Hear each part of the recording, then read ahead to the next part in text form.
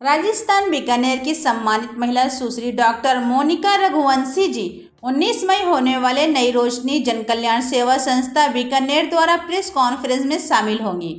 उसी के संदर्भ में ब्यूरो प्रमुख इसरार अंसारी को ऑनलाइन इंटरव्यू में जानकारी दी। इस वक्त बीकानेर राजस्थान से डॉक्टर मोनिका रघुवंशी जी लाइन पर हैं। मैडम, मैं इलाहाबाद से ब्यूरो चीफ इसरार अंसारी बोल रहा हूँ।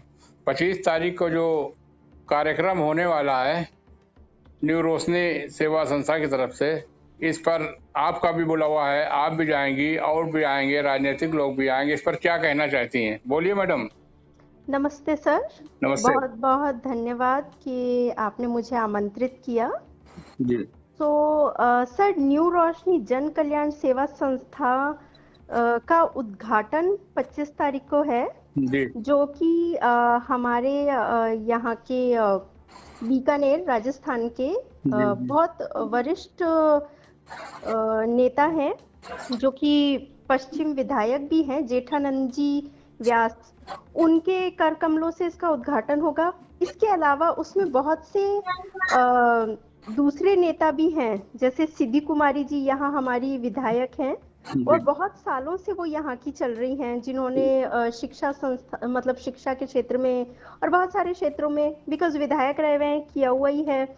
उसके अलावा प्रदेश अध्यक्ष, जिला अध्यक्ष, भाजपा के, कांग्रेस के बहुत सारे नेता जो हैं जो इसमें आएंगे।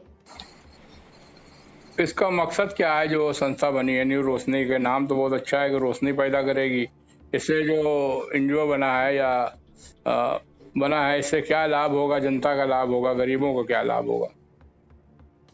सर, एक्चुअली इस संस्था का उद्घाटन अभी हुआ है, लेकिन जो इसके संस्थापक हैं इमरान अली और उनके जो पिताजी हैं, वो लोग इस सेवा के कार्य में, समाज सेवा के कार्य में पहले से ही काम कर रहे हैं। इस वजह से क्या है कि उन्हें जो नेता हैं, जो विधायक हैं, इन सब का सहयोग और सानिध्य हमेशा मिलता रहा है। तो इस फील्ड में पहले से नॉलेज होने की वजह से और पहले से अनुभव होने की वजह से उन्होंने दूसरों के मोटिवेशन से इस संस्था का संस्थापन किया है। तो मेनली जो पहले से कर चुके हैं, फिर भी उसको रियलिटी में और अच्छे लेवल पे ले जाने के लिए इस संस्था में मेनली, जैसे अगर देखा जाए तो हमारा जैसे बीकानेर जो है राजस्थान में है, तो यहाँ पे पर्यावरण एक बहुत बड़ा इशू रहता है। तो इसमें मेन 3 फोकस हैं, एक तो पर्यावरण, दूसरा जन कल्याण, तीसरा चिकित्सा का क्षेत्र। जी।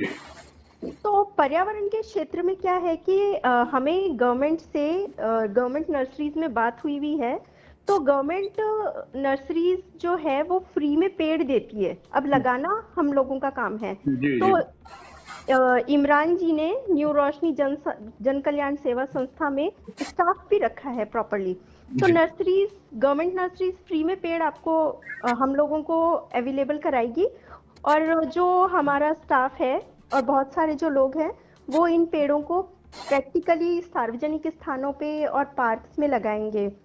तो क्या है कि टेम्परेचर अगर 55 डिग्री सेल्सियस क्रॉस करता है तो बहुत से जानवरों की या गरीबों की मृत्यु होने की भी आशंका हो जाती है।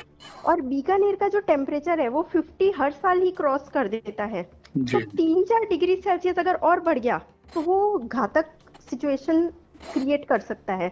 तो इसलिए सिर्फ कहने की बात नहीं है, ये एक इम्पोर्टेंट इशू है बीकानेर के लिए, तो पर्यावरण के लिए काम करेंगे।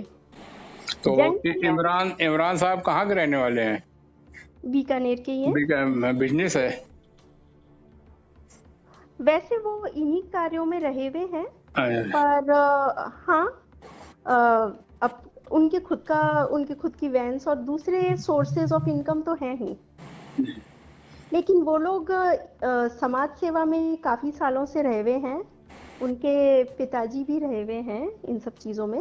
और दूसरी बात क्या है कि जैसे मैंने बताया, वरिष्ठ अधिकारियों के सानिध्य में और सहयोग में हमेशा रहे हैं, तो पहले खुद के लेवल पे नहीं पर उन लोगों के सहयोग के लिए करते आए हैं। जी, बहुत बहुत धन्यवाद। दोनों लोग को बहुत बहुत इसके अलावा मुबारकबाद, इमरान साहब को भी, आपको भी। सर फ्री एम्बुलेंस की सर्विसेज प्रोवाइड कराएंगे। जी तो जो भी मतलब वृद्ध हैं या बहुत ज़्यादा परेशानी में होंगे, उन्हें जस्ट कॉल करना है, उनको फ्री सर्विसेज इस फील्ड में मिलेंगी। सराहनीय जो कार्य।